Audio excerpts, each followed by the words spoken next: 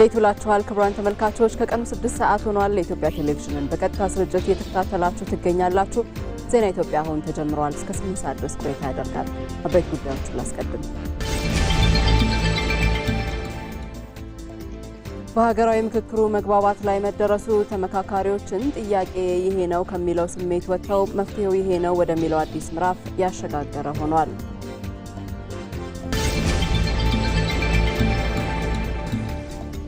ኢትዮጵያ ከድህነት ማምለጫና የኢኮኖሚ ሉዓላዊነትን ማረጋገጫ ከሆነው የባህር በር ባለቤትነት የተገለለችበት ሴራ ቁጭትን ፈጥሯል።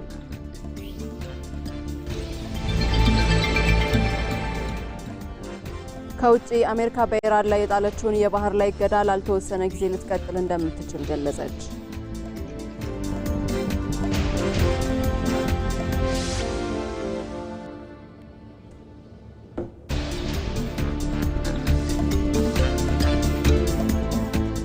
ዜና ኢትዮጵያን እየመራው መታሰቢያ ደረጃ ቆይታ አደርጋለሁ። አብራችሁን ሁኑ።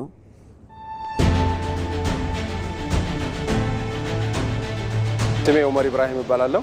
የመጣሁት ከአፋር ክልል ነው።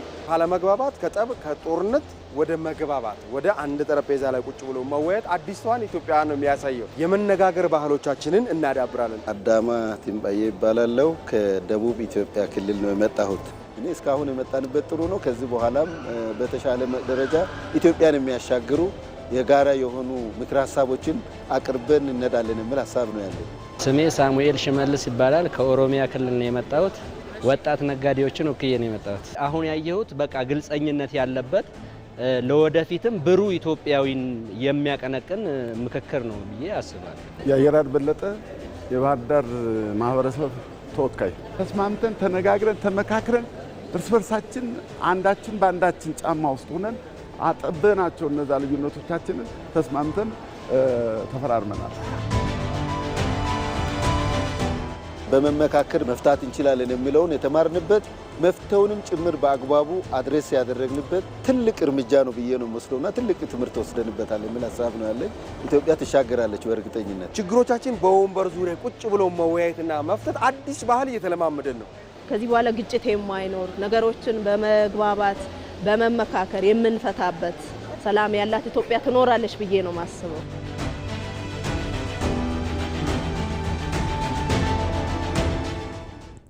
በሀገራዊ ምክክሩ መግባባት ላይ መደረሱ ተመካካሪዎችን ጥያቄ ይሄ ነው ከሚለው ስሜት ወጥተው መፍትሄው ይሄ ነው ወደሚለው አዲስ ምዕራፍ ያሸጋገረ ሆኗል።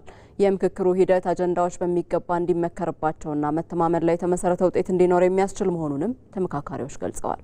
ባየሙላት በሀገራችን እንደየአካባቢው ባህል ግጭቶችና ችግሮች ሲከሰቱ ቁጭ ብሎ መነጋገርና መመካከር ከአባቶች በውርስ የተሸጋገረ ህያው የሰላም ግንባታ መሳሪያ ነው። ዛሬ ይህ የሰላም ግንባታ ጥበብ ከዛፍ ጥላ ስር ወደ ሀገር ጥላ ከፍ ብሎ ኢትዮጵያን አስረው የያዙ ቋጠሮችን ለመፍታት የሚመከርበት ሀገራዊ ምክክር መድረክ ሆኗል። ከየአቅጣጫውና ከየማዕዘናቱ የተሰበሰቡ ጥያቄዎች ጠረጴዛ ላይ ቀርበው በኢትዮጵያውያን የመመካከር ጥበብ እየተዳሰሱ ነው። በእርግጥ ተነጋግሮ መግባባት፣ ተመካክሮ መስማማት ለኢትዮጵያውያን የኖሩበት ባህል በመሆኑ የምክክሩን ሂደት ለውጤት የቀረበ አድርጎታል።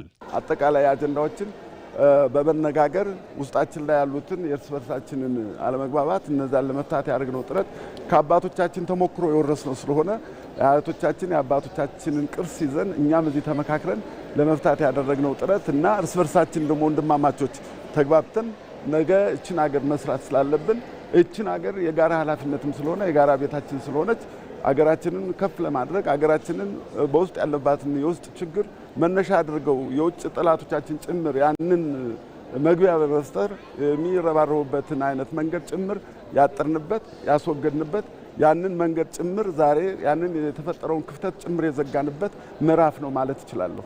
የምክክር ሂደቱ የገጠሙንን ስብራቶች በመጠገን ለነገው ትውልድ የሚሻገር አስተማማኝ የሰላምና የእርቅ መሰረት እየጣለ ነው። ይህ እንዲሆን የምክክር ኮሚሽኑ በ8 አጀንዳዎች ላይ መጀመሪያ 10 ሰዎች ቀጥሎ 250ና 500 ተመካካሪዎች እንዲመክሩበት የዘረጋው አሰራር ሀሳቦች በሚገባ እንዲብላሉና መተማመን የበለጠ ጉልበት እንዲያገኝ እድል ፈጥሯል። እንደ ኮሚሽኑ አቅም 10 ሰዎች በደንብ ይግባባሉ፣ ችግሮችን ሀሳቦችን በደንብ ያፈልቃሉ ብሎ ነው የሰጣቸው። የሆነውም እንደዛ ነው። ሪያሊቲው እውነታውን ስንመለከት እነዚህ 10 ሰዎች ልክ እንደ አንድ ቤተሰብ የአንድ ቤት ሰው ስለ ቤቱ ጉዳይ እንደሚያወራው በደንብ አድርገው አወሩና ሁሉንም አመጡ፣ መፍትሄያቸውንም አስቀመጡ። ከሌላኛው 10 ደግሞ ተመሳሳይም ሊሆን ይችላል፣ የተለየ ሀሳብ ይመጣል። ያን አንድ ላይ እናደርጋለን። ብዙ 10ዎች አሉ፣ 5 ጊዜ 10 አይደል ያልነው። እንደዚህ እያለ በደረጃ መሄዱ አንደኛ ሀሳቦች እየበሰሉ እንዲመጡ አገላለጻቸው ትክክል እንዲሆን ለፖሊሲ ፈጻሚዎች ወይም ደግሞ ፖሊሲ ሜከርስ ለነሱ የተዘጋጀ ምክረ ሀሳብ እንዲሆን የማብሰል ስራ እንዲሰራ አድርጎታል። በእንደዚህ መከፋፈሉ በጣም ምቹ ሁኔታና በጣም ማቹርድ ወይም የበሰሉ ሀሳቦች ለሀገር መፍትሄ የሚሆኑ ሀሳቦች እንዲመጡ ትልቅ እድል ከፍቷል። እንደዚህ መከፋፈሉ የቀረቡ የምክክር አጀንዳዎች ላይ በዚህ ሂደት ውይይት ተደርጎባቸው 500 ተመካካሪዎችን የያዘው ቡድን በምክር ሀሳቦች ላይ መግባባት በመድረስ እየተፈራረሙ ነው። ምክክሩ የተመራበት ስልት የሀሳብ ልዩነቶችን በማጥበብና የተራራቁ ልቦችን በማቀራረብ ምክክሩ ወደ ታለመለት ግብ እንዲቃረብ ሚናውን እየተወጣ ይገኛል። እኔ ባለሁበት ቡድን በተለይም ቡድን አንድ ላይ የሃይማኖት ጉዳዮች ስለነበረ ይህንን ተስማምተን ተነጋግረን ተመካክረን እርስ በርሳችን አንዳችን በአንዳችን ጫማ ውስጥ ሆነን ፈተኗል። አሁን አጠቃላይ 100% ማለት ይቻላል ሃይማኖት ጉዳዮች ላይ በደንብ አለምንም በተለያየ መንገድ ተነጋግረን ተስማምተን አጠበናቸው። እነዛ ልዩነቶቻችንን ተስማምተን ተፈራርመን በምክረ ሀሳቦች ላይ መግባባት ላይ መደረሱ ተመካካሪዎች ጥያቄ ይሄ ነው ከሚለው ስሜት ወጥተው መፍትሄው ይሄ ነው ወደሚለው ታሪካዊ ምዕራፍ መሸጋገራቸውን በግልጽ ያበስራል። ሀገርን አላራምድ ያሉ የታሪክ ቋጠሮችን፣ የዛሬና የነገ ስጋቶችን ጨርሶ የሚያስወግድ የጋራ ሀሳብና መፍትሄ የመነጨበት የከፍታ መንገድም ነው። ተመካካሪዎች በጋራ ያስቀመጡት ይህ ምክክር ውጤት ኢትዮጵያን ያሰሩ ሰንሰለቶችን በጥበብ የሚበጥስና የነገዋን ሀገር የተስፋ በር የሚከፍት እውነተኛ የሰላም ቁልፍ ነው። ይሄ መፈራረም የሚያመጣው ትልቁ ውጤት ምንድን ነው? ሀገራችን ያሉባት ችግሮች እነዚህ ነበሩ፣ መፍትሄዎቹ ደግሞ እነዚህ ናቸው። እባካችሁ እነዚህ መፍትሄዎች አስቀምጡልንና የሀገራችን ችግር ይቀረፍልን ማለት ነው። በዚህ ላይ ተስማምተናል። የሀገራችን ችግር ይሄ ነበር፣ መፍትሄው ደግሞ ይሄ ነው። ያውላችሁ ለፈጻሚዎች አካል ነው አሁን እየሰጠ ያለው። ይሄ ነው ትርጉሙ። ይሄ ማለት ሀገራችን ከዚህ በኋላ በእነዚህ ችግሮች ደግማ እንድትገባ አንፈልግም ማለት ነው። ፈርመንበታል ማለት ነው። የሀገራዊ ምክክሩ ሂደት በቅሬታዎች ፋንታ ፍቅርና እርቅን በመተካት ሁሉም ወገን በመግባባት ለአዲስቷ ኢትዮጵያ ግንባታ እንዲተጋ ትልቅ መነሻ ሆኗል። በመግባባት ላይ የተመሰረተው ይህ ጉዞ ሀገርን ወደ ኋላ የጎተቱ ችግሮችን በጋራ በመፍታት የሀገረ መንግስት ግንባታን የሚያጸና ይሆናል። በነጠላ ትርክቶችና ጽንፍ በያዘ ፖለቲካ ምክንያት የተፈጠሩ ክፍተቶችን በመድፈን ከግጭት ወደ ዘላቂ የጋራ መግባባት ለመሸጋገር ትልቅ ሀገራዊ ፋይዳ አለው። ሀገራዊ ምክክሩ አንዱ ሌላውን በጠላትነት የሚያይበትን አስተሳሰብ በመቀየር ረገድ ቀደም ሲል የተገለሉ ወይም ደግሞ ድምጻቸው ያልተሰማ ማህበራዊ ቡድኖች ጥያቄዎቻቸውንና ብሶቶቻቸውን በእኩልነት የሚያቀርቡበት ሰፊ መድረክም ፈጥሯል። ቶማስ ኃይሉ በነጠላ ትርክቶችና ጽንፍ በያዘ ፖለቲካ ምክንያት የተፈጠሩ ችግሮችን በመድፈን ከግጭት ወደ ዘላቂ የጋራ መግባባት ለመሸጋገር ትልቅ ሀገራዊ ፋይዳ ያለው አሁን የመጨረሻ ምዕራፍ ላይ ደረሰው ሀገራዊ ምክክር አንዱ ሌላኛውን በጠላትነት የሚያይበትን አስተሳሰብ በመቀየር ረገድ ቀደም ሲል የተገለሉ ወይንም ድምጻቸው ያልተሰማ ማህበረሰቦችን፣ የፖለቲካ ኃይሎችንና የማህበራዊ ቡድኖችን ጥያቄዎቻቸውንና ብሶቶቻቸውን በእኩልነት የሚያቀርቡበትና የሚደማመጡበት ሰፊ መድረክን ፈጥሮም ሀገራዊ ምክክሩ ለኢትዮጵያ መጻኢ ብሩህ ጊዜ መሰረት እየጣለ ነው። በተለይ በሂደቱ እያንዳንዱ ወገን የራሱን ትርክት ብቻ እውነት አድርጎ ከማቅረብ ይልቅ የሀገሪቱን ታሪካዊ፣ ፖለቲካዊና ማህበራዊ ውስብስብ ስብራቶችን ያገናዘበም የጋራ ሀገራዊ ራዕይና መግባባት እንዲፈጠር ወሳኝ ሆኗል። ይህ ደግሞ በደሎችና ቅሬታዎችን በሰለጠነ መንገድ በመፍታት ያለፉ ታሪካዊ ስህተቶችንና ቅራኔዎችን ለማረም አንዱ መንገድ ይሆናል። በሌላ በኩል ግን በጠላትነት ከመወጋጋት ይልቅ በይፋ በይቅርታና በመወያየት ለእርቅና ለመፍትሄ የሚሆን መንገድም ይቀዳል።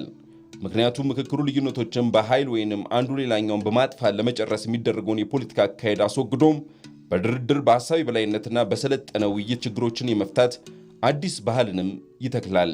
ይህ ደግሞ ለግጭቶች መንስኤ በሆኑ ሀገራዊ መዋቅሮች፣ ህጎችና ተቋማት ላይ የህዝብ ተወካዮችና የተለያዩ የህብረተሰብ ክፍሎች የተስማሙበትን የጋራ መፍትሄ በማስቀመጥ ዘላቂ ሀገራዊ ሰላምን ያረጋግጣል። ተጋብተናል፣ ተዋልደናል፣ በእምነት ተሳስረናል።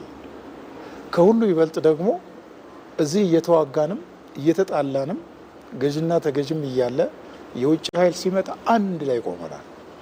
አንድ ላይ ቆመን እቺን መሬት እቺን ምድር ጠላት አይረግጣትም ብለን ተዋግተናል። የዛን ያህል ፍቅር፣ የሀገር ፍቅር አሳይተናል። ፍዳው እንዳይደገም ምንዳው እንዲጎለብት ዛሬ የጀመርነውን አይነት የምክክር ኮሚሽን ከስንት ዘመን ነፃ ሆና የኖረች አገር ዛሬ ነው እንወያያለች ያለችው።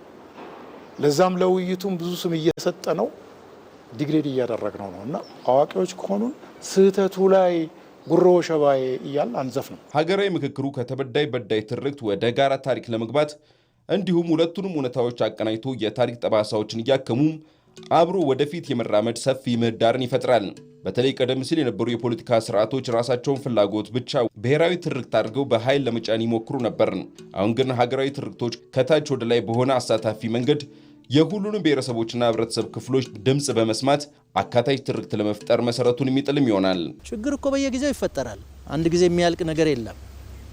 የፖለቲካ እንትናችን በጨመረ ቁጥር፣ የኢኮኖሚ እንትናችን በጨመረ ቁጥር፣ ማህበራዊ እንቅስቃሴያችን በጨመረ ቁጥር ሌላ ያላሰብነው ችግር ሊፈልቅ ይችላል። ዛሬ የምናደርገው ምክክር ለዛ ሁሉ ምን ይሆናል? ምሳሌ ትምህርት ይሆናል። ሀገራዊ ምክክሩ አንዱን ወገን አሸናፊ ሌላኛውን ተሸናፊ የሚሆንበት ሳይሆን ሁሉም ወገኖች ተደማጭነትን አግኝተው በጋራ ሀገራዊ ራዕይ ላይ የሚስማሙበትን መሰረትም ይጥላል። የምክክሩ ዋነኛ ማጠንጠኛ ሀሳብ በሰጥቶ መቀበል ሂደት ወደ ወርቃማው አማካኝ ሀሳብ በመምጣት ሀገር ማዳን ላይ ትኩረቱንም አድርጓልና ነው። ለዚህ ደግሞ ተመካካሪዎች ወደ ውይይት መድረኩ ሲመጡ ያላቸውን አስተሳሰብ ሌሎች በመስጠት ለማጽናት ብቻ ሳይሆን የተወሰነውን የራሳቸውን ሀሳብ ትተው የሌሎችን ለመቀበልና በአማካኙ ለመግባባት ዝግጁ መሆን ይጠበቅባቸዋል። ሊቃኑም ሆነ ሌሎች ተሳታፊዎች የኔን አቋም ብቻ ይጽናም የሌሎችን አልቀበልም የሚል ድቅድቅ አቋም ይዘው ወደ መድረኩ ከመጡም ምክክሩ ቀድሞውኑ አላስፈላጊና የጊዜ ብክነት ይሆናል። ምክንያቱም የውይይት ትርጓሜው የጋራ የሀሳብ ማዕድ ማበልጸግ እንጂ የክርክር መድረክን በማዘጋጀት አሸናፊና ተሸናፊ መፍጠርን አይደለም። በአንድ የምክክር ሂደት ውስጥ የአንዱ ወገን ተሳታፊ በግልጽ አቋሙ ሲያቀርብ፣ የሌላኛው ወገን ተሳታፊ በቅንነት ሀሳቡን ሲጋራም ሁለቱም ሀሳቦች ወደ ጋራ ማዕድ ይፈሳሉ። ከዚህ የሀሳብ ውህደት ደግሞ የተሻለ ብሔራዊ ውሳኔና ወርቃማ አማካኝ ይወለዳል። በኢትዮጵያ እየተካሄደ የሚገኘው ሀገራዊ ምክክር መጀመሪያ ላይ የነበረውን ስጋትና ጥርጣሬ በማስወገድ በሁሉም አካላት መካከል መተሳሰብንና መከባበር የነገዘበት አዲስ የታሪክ ምዕራፍ ከፍቷል። ምክክሩ የመጨረሻ ውሳኔዎችን ከማሳለፍ ይልቅ የህብረተሰቡን ድምጽ በማዳመጥ ሀገራዊ የመፍትሄ ምክረ ሀሳቦችን የሚያዘጋጅ ገለልተኛና ዲሞክራሲያዊ መንገድም ሆኗል። ሜሮን ምትኩ ሀገር ማለት የጋራ ታሪክና የጋራ የወደፊት እድል ስብስብ ናት። በታሪካችን ውስጥ ያጋጠሙንን ልዩነቶችና ውዝግቦች በዘላቂነት ለመፍታት ከውይይትና ከምክክር ውጪ ሌላ ዘላቂ መንገድ የለም። ዛሬ በኢትዮጵያ እየተካሄደ ያለው ሀገራዊ ምክክር የሁላችንንም ድምፅ የሚያስተጋባ የነገዋን ኢትዮጵያ መሰረት የሚጥል ታሪካዊ ምዕራፍ ነው። ይህ ሂደት የወደፊት ጉዟችንን በሰለጠነ መንገድ ለመቅረጽ የተከፈተ ትልቅ የታሪክ ደጃፍ ነው። ዛሬ በምክክር መድረኮች የምናየው በጥርጣሬ ምትክ መተሳሰብ፣ በስጋት ምትክ መከባበርና መደማመጥ ነግሷል። ሰዎች እርስ በርስ በመደማመጥ የሌላውን ሕመም በመረዳትና የጋራ እሴቶችን በመገንባት ላይ ይገኛሉ። ዛሬ ከተለያዩ አቅጣጫ የተሰበሰቡ ተመካካሪዎች የተሰባሰቡት ለግል ወይም ለቡድን ጥቅም አይደለም። ይልቁንም ትልቅ ሀገራዊ ኃላፊነትን ለመወጣት ነው። ልዩነቶችን ይዞ መነጋገር፣ የተለያየ አመለካከትን አክብሮ ማዳመጥና ለሀገር የጋራ ሰላም ሲባል በአንድ ጠረጴዛ ዙሪያ መቀመጥ ብስለት ነው። ይህ የመተሳሰብና የመከባበር መንፈስ የነገዋን ጠንካራና የተረጋጋች ሀገር ለመገንባት ትልቁ መሰረት ነው። ኮሚሽኑ 1-3-4 ቀን እንድንተዋወቅ አደረገን። ከዛ በኋላ ወደ ውይይቱ ገባን። ውይይቱ 10-50 እያለ ሀሳብ መዋጣት ጀመረው። ሀሳብ ስናዋጣ የመሰለንን ነገር ስናዋጣው ጥሩንም የፈለገ ስናዋጣው ያ መደንገጥ ስሜት ተሰማኝ። ዛሬ ላይ አሁን ከፍተኛ ደስታ ተሰማኝ። ምክንያቱም ያለው ነገር አውርተን ከሰማይ በታች ያላነሳው ነገር የለም። ከጅምሩ ያው ብዙ አለመቀራረብ ነበር፣ ለመግባባት መቸገር ነበር። አሁን ላይ እንግዲህ 1 ወር አስቆጠረ። በጣም ሰው እኔ እንጃ ለመለያየት ራሱ በጣም የሚያቅተው አይነት 4000ም ከሚገባው በላይ ተግባብቷል። ሀሳብ ለሀሳብ እኔ ውስጥ የነበረን ችግር በአንቺ ጫማ ውስጥ ሆኜ ለማየት ሞክሬያለሁ። እሱ ውስጥ የነበረውን እኔ ለማየት ሞክረናል። ስለ ሀገራዊ ምክክሩ ሂደት ግንዛቤ ማግኘት ያለብን አንዱና ዋናው ጉዳይ የምክክሩ ተፈጥሮና ዓላማን ነው። ይህ እየተካሄደ ያለው ሀገራዊ ምክክር ሂደት ምክረ ሀሳብ የሚፈጠርበት እንጂ የመጨረሻ ውሳኔ የሚሰጥበት አይደለም። ኮሚሽኑ በራሱ ገለልተኛና ግልጽ በሆነ አሰራር ሂደት ነው ውይይቱን የሚመራው። የምክክሩ ዋና ግብ የህብረተሰቡን ልዩ ልዩ ፍላጎቶች፣ ስጋቶችና መፍትሄዎች አሰባስቦ የተደራጁ ምክረ ሀሳቦችን ማዘጋጀት ነው። ምክረ ሀሳብ ከመሆኑ መጠን የአንድም ሰው ሀሳብ እንዳይቀር ገንቢ ሀሳብ ወዝን ተወያይተን ተግባብተን ወደ ፈጻሚ አካል ምን አማላክ ያለብን የሚል እንትን አለኝ። ህዝቦች ደግሞ በእኩልነት ተስማምተው የሚኖርበትን ሀሳብ ከእያንዳንዳችን ወጥቷል።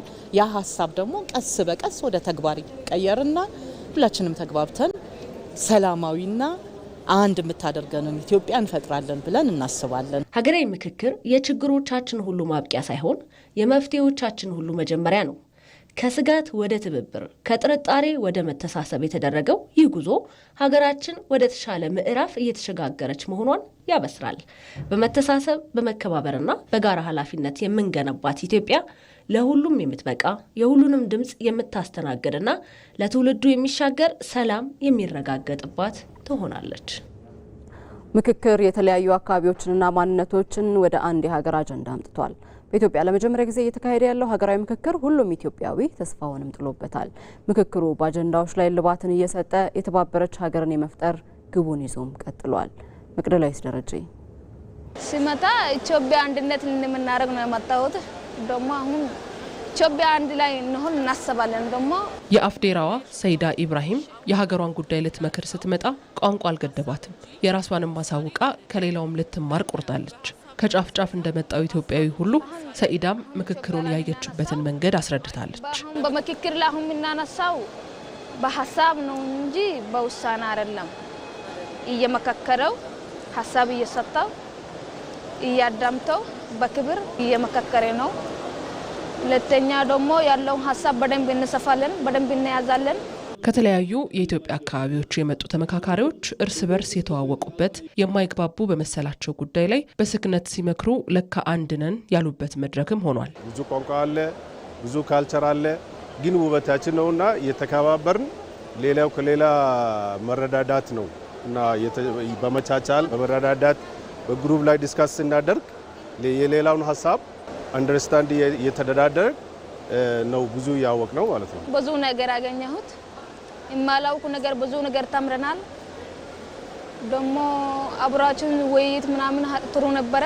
ኢትዮጵያ ምክክር ማድረጋው ትልቅ እድል ነው።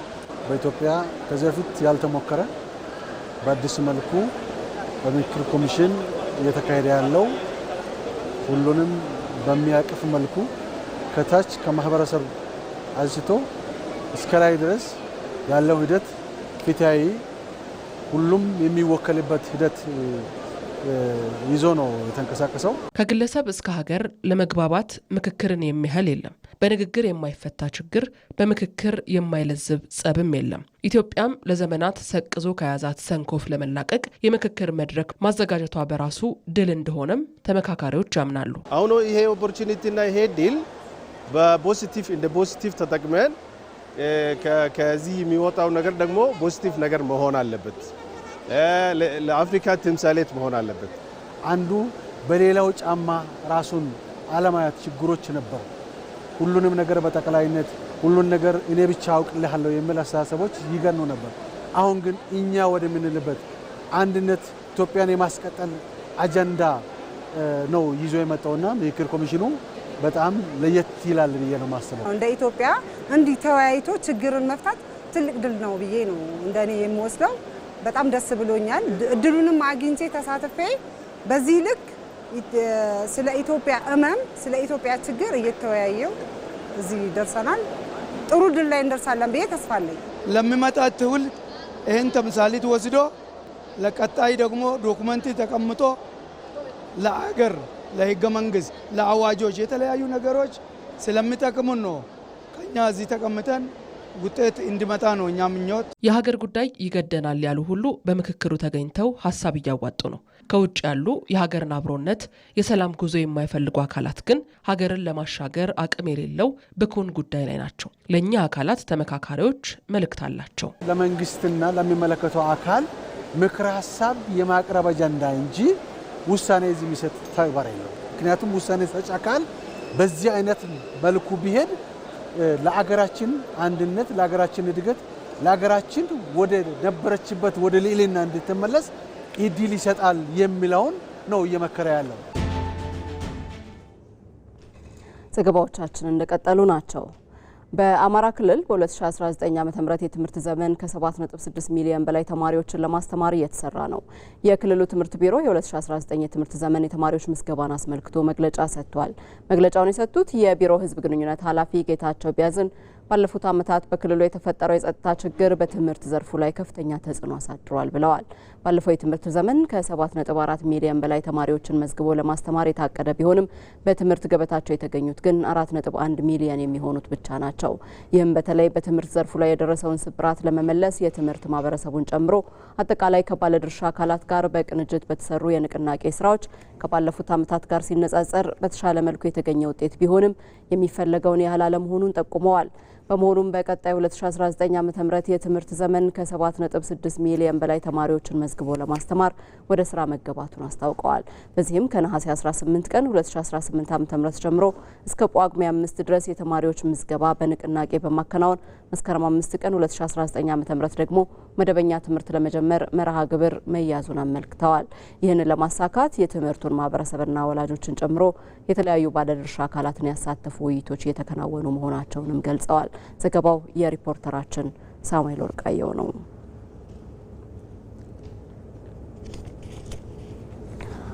ኢትዮጵያ የባህር በር እንድታጣ የተደረገበት ሴራ ቁጭትን የፈጠረ ሆኗል። የባህር በር ለኢትዮጵያ ከድህነት ማምለጫና ኢኮኖሚ ሉዓላዊነትን ማረጋገጫ መሰረትም ነው። ሩት ወርቁ ከፍተኛ የህዝብ ቁጥር ኖሯት ወደብ አልባ የሆነችው ኢትዮጵያ በተፈጥሮ የተሰጣትን መብትና ስጦታ ኢፍትሐዊ በሆነ ታሪካዊ ስህተት ተነፍጋ ቆይታለች። መርከበኛው ወጣት መሐመድ ከኢትዮጵያ ጋር ሲነጻጸሩ ትንሽ የሚባሉ ሀገራት እንኳን ወደብ ኖሯቸው የወደብ ባለቤትነት የሚሰጠውን የበላይነትና የኢኮኖሚያዊ ሀያልነት መጠቀም ችለው ኢትዮጵያ ግን ከዳር ተመልካች ሆና ማየት በጣም የሚቆጭ ጉዳይ መሆኑን ይገልጻል።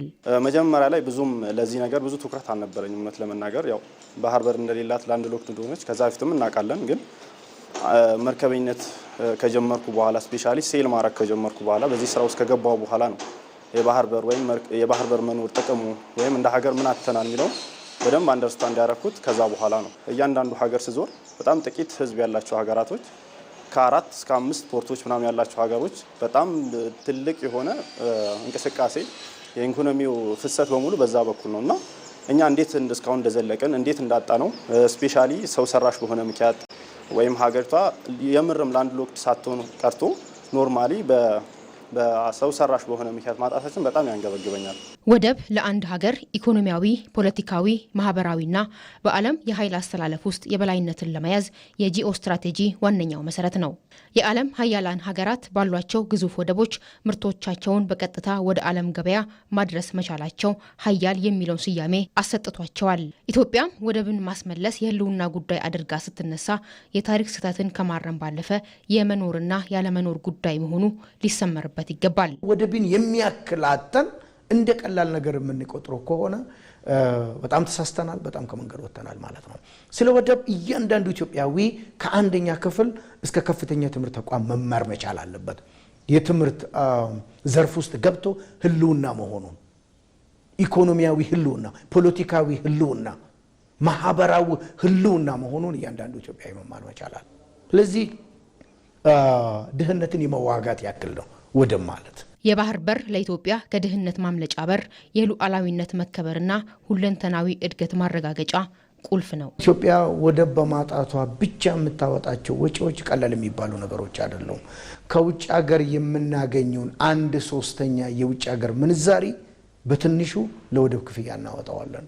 ስለዚህ የትኛውም ምርት ተመርቶ በሬሚታንስም በየትኛውም ነገር ወደ ውስጥ ሀገር ለማምጣት የሚደረገው የውጭ ሀገር ምንዛሪ ተመልሶ ለወደብ ክፍያ ብቻ ትልቁ ፖርሽን ይሄዳል። የባህር በርን ጉዳይ እያንዳንዱ ኢትዮጵያዊ የህልውና ጉዳዩ አድርጎ ሊገነዘብና መንግስትም ለጉዳዩ የሚሰጠውን አጽንኦት በዚሁ ልክ ሊያስገነዝብ ይገባል።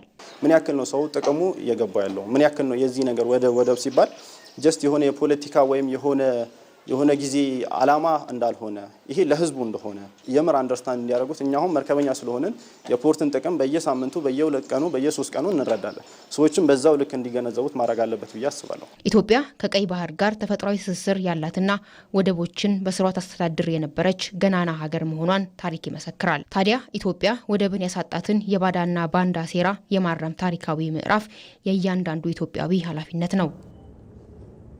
የባህር ዳር ከተማ አስተዳደር በ901 ማህበራት ለተደራጁ 20 ሺህ የሚጠጉ የመንግስት ሰራተኞች የመኖሪያ ቤት መስሪያ ቦታ አስረከበ። በክልሉ ከለውጡ ወዲህ ከ306 ሺህ በላይ ዜጎች የመኖሪያ ቤት መስሪያ ቦታ ተረክበዋል።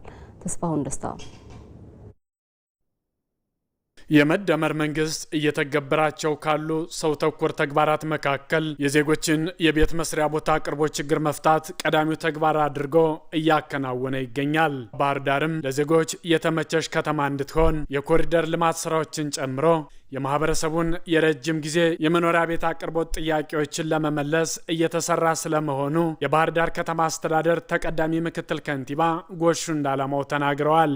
መጀመሪያ ከፍተኛ ጫና የሚያድርበትን የመንግስት ሰራተኛው፣ የልማት ድርጅቶች፣ ልዩ ልዩ ተቋማት ባለሙያዎች እና ሰራተኞችን የጸጥታ መዋቅሩን የማስቀደም ስራ ሰርተናል። ይሄ ምዕራፍ 1 የሚባለው ነው። እንግዲህ በምዕራፍ 1 ከ26 ሺህ በላይ ዜጎች ተመዝግበዋል። በልዩ ልዩ ማጣራት ሂደት ግን 901 ማህበር ወይም ደግሞ 19681 የዜጎችን ያወጣሉ ማለት ነው። በሁለተኛው ምዕራፍም በተለያዩ የስራ መስኮች የተሰማሩ ነዋሪዎችን የቤት ተጠቃሚ ለማድረግ እየተሰራ ነው። ሁለተኛው ምዕራፍ ደግሞ በአጭር ጊዜ የምንቀጥል ይሆናል። ነዋሪዎች፣ የኢንዱስትሪ ሰራተኞች፣ ነጋዴው፣ ሌሎችም የከተማ ነዋሪ የሆኑ በከተማው ውስጥ የመኖሪያ ቤት የማግኘት መብት ያላቸውን በሙሉ የማደራጀት ስራ እንሰራለን ማለት ነው። የአማራ ክልል ከተማና መሰረተ ልማት ቢሮ ኃላፊ ዶክተር ሞላ መልካሙ በበኩላቸው የዜጎች መሰረታዊ ፍላጎት የሆነውን የመኖሪያ ቤት ችግር ለመቅረፍ የክልሉ መንግስት የተለያዩ አማራጮችን በመዘርጋት ውጤታማ ስራዎች እየተሰሩ መሆኑን ገልጸው ከለውጡ መንግስት ወዲህ በተሰራው ዘርፈ ብዙ ስራም ከ306 ሺህ በላይ ዜጎች በዘርፉ ተጠቃሚ መሆናቸውን አንስተዋል። በዚህ ዓመት 150 ሄክታር መሬት አዘጋጅተናል በአማራ ክልል ለጋራ መኖሪያ ቤት ግንባታ ብቻ የሚውል። ሁለተኛው ደግሞ ከዚህ በፊት የተደራጁ ማህበራትን ቦታ መስጠት ነው። ቦታ ማስተላለፍና ከዚህ በፊት ተደራጅተው መሬት የወሰዱ ማህበራት ደግሞ የመሰረተ ልማት ችግር ፈትተን የወሰዷቸው መሬቶች ቤቶቹ እንዲያለሙባቸው ማድረግ ነው። ያለፉት 10 ዓመታት በአማራ ክልል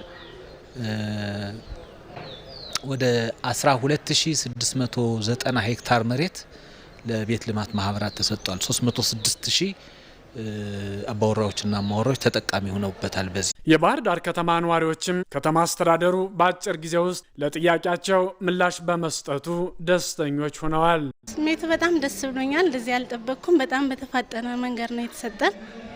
እኔ ዘንድሮ ይደርሰናል የሚል እንትን የለኝም የነበር። በተለይ ልጅ ላለው ሰው ልጅ ያለው አናከራይም ሰራተኛ አለሽ ምናምን በጣም ብዙ እንግልት አለ። እሱን ያው እንግዲህ ልናልፈው ነው ብዬ በደስታ ተቀብያለሁ ቦታውን። እኔ ባህር ዳር ላይ መኖር ከጀመርኩኝ እንግዲህ ድፍን 18 ዓመት አስቆጥሬ ያለሁኝ። ለመደራጀት ይህ 3ኛ እድሌ ነው እንግዲህ ለመደራጀት ሙከራ ያደረኩት ማለት ነው። ከተማ አስተዳደሩ ባዘጋጀልን የቁጠባ እንትንን ወደ ካሳ በማዛወር የዚህንን ተጠቃሚነት በማግኘት ዛሬ የመጨረሻ እድሉ ሆኖ የሳይትና የብሎክ እውቅና መጠን የዛሬ ደስታዬ በቃ እኔ እንጃ ከምንም በላይ። በዚህ የዕጣ ማውጣት ስነ ስርዓት 20 ሺህ የሚጠጉ የመንግስት ሰራተኛ ነዋሪዎችን ተጠቃሚ ማድረግ ተችሏል። የውጭ ዜና አሜሪካ በኢራን ላይ ጣለችውን የባህር ላይ እገዳ ላልተወሰነ ጊዜ ልታራዝም እንደምትችል ገለጸች። ተጨማሪ ኢኮኖሚ ጫና እንደምትጥልም ዝታለች። የአሜሪካ የውጭ ጉዳይና የመከላከያ ባለስልጣናት እንደገለጹት የባህር ኃይል መርከቦችን እንዲያቀያይሩ በማድረግ በቀጠናው ያለውን ወታደራዊ ቁጥጥር ተጠናክሮ ይቀጥላል ብለዋል። በሰኔ ወር ተደርጎ የነበረው የተኩስ አቁም ስምምነት መፍረሱን ተከትሎ ኢራን በስትራቴጂካዊው የሆርሙዝ ወሽመጥ በኩል የሚያልፉ የነዳጅ መርከቦች ላይ ጥቃት በማድረስ በዋሽንግተን ላይ ጫና ለመፍጠር እየሞከረች ነው። ይህ በእንዲህ እንዳለ የዓለም የነዳጅ አቅርቦት አቅርቦት በ4 በመቶ ያህል ይቀንሳል ተብሎ የተገመተ ሲሆን ቴሄራን በበኩሏ የተጣሉባት የኢኮኖሚ ማዕቀቦች ሳይነሱና የታገዱ ሀብቶቿ ሳይለቀቁ የመርከብ መስመሩ እንደማይከፈት አስታውቃለች። በአሜሪካ በኩል ደግሞ የነዳጅ ዋጋ መጨመር በፕሬዝዳንት ዶናልድ ትራምፕ አስተዳደር ላይ ከፍተኛ የህዝብ ጫናን ፈጥሯል። ይህም በመጪው የኮንግረስ አጋማሽ ምርጫ ላይ በገዢው ፓርቲ ላይ አሉታዊ ተጽዕኖ ሊያሳድር እንደሚችል ስጋትን ደቅኗል ሲል የዘገበው ሮይተርስ ነው። ዜና ኢትዮጵያ እንደቀጠለ ነው ተመልካቾቻችን። የቢዝነስና ስፖርት ዘገባዎች ደግሞ ቀጣይ አየሩን ይረከባሉ። 7 ሰዓት ላይ በምዕራፍ 2 ከኔ ጋር ዳግም እንገናኛለን።